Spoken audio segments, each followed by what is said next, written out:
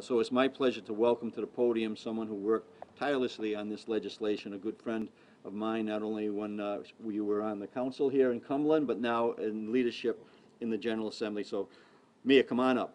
House Deputy Majority Whip Mia Ackerman. Thanks. Thank you. Thank you, Governor. I'm thrilled to be here today as Governor McKee signs this bill into law. It's especially nice to be in my hometown where both myself and the governor once worked together in town government. I'm also very happy to be joined by the Senate sponsor and my good friend, Senator Mary Ellen Goodwin, as well as the mayor, Mayor Mutter, and other town officials.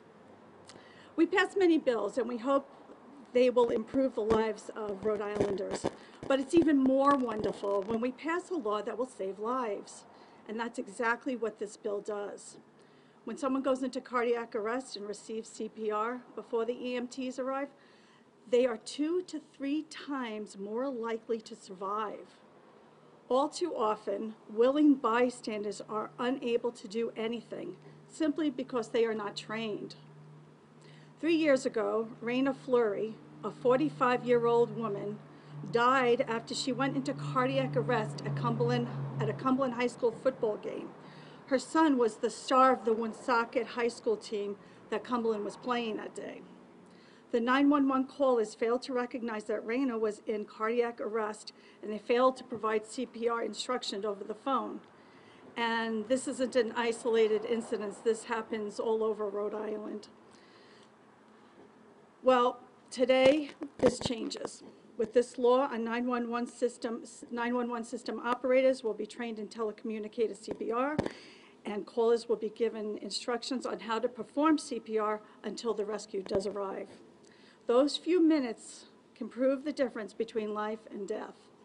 I'd like to thank all those who testified for this bill, as well as my fellow representatives and members of the Senate who supported it, and Governor McKee, who's here to sign it today. I am sure this law will save the lives of countless Rhode Islanders in the future by providing a vital link in this life-saving chain. Thank you very much.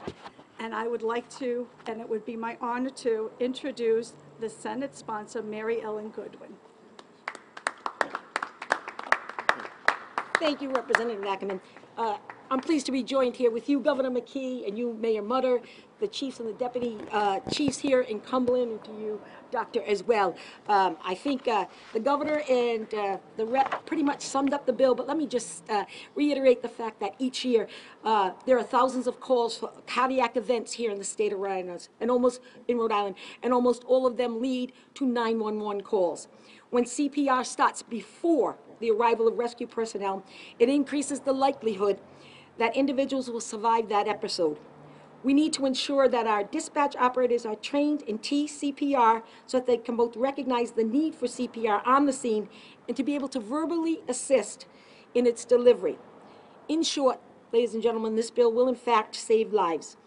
It has been a particular pleasure of mine to partner with Representative Ackerman. She and I have co-sponsored some bills together. Most recently, the colon screening law that was signed into law by you, Governor, back in April. But there is a common thread to the legislation that she and I sponsor, and that is that these measures will most likely save many lives here in Rhode Island. So again, let me thank you for your partnership and your friendship. I cannot wait, actually, to see what we might do this legislative session. Representative Ackerman, thank you, Governor McKee, for signing this bill. And for all of you, let me also acknowledge the chairman of the Senate Health Services Committee in the Senate for his work on this measure, and all of my colleagues in both the House and the Senate for voting and moving this forward so that we have this day here today. And so without any further ado for me, it's my pleasure to introduce Dr. Joseph Lauro, Medical Director of the EMS in Cumberland. Here you go, Doctor. Welcome. Thank you for giving me the opportunity to speak. I didn't have anything prepared, and everybody has already spoken so well about this.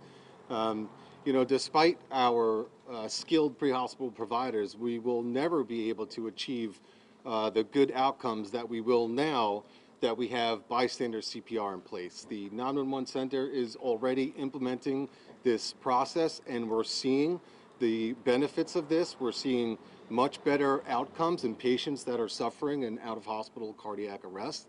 You know, on average, when it takes about 4 to 7 minutes for a ambulance to arrive at the scene, every 10 minutes, every minute without CPR, your chance of survival from an out-of-hospital cardiac arrest decreases by 10%.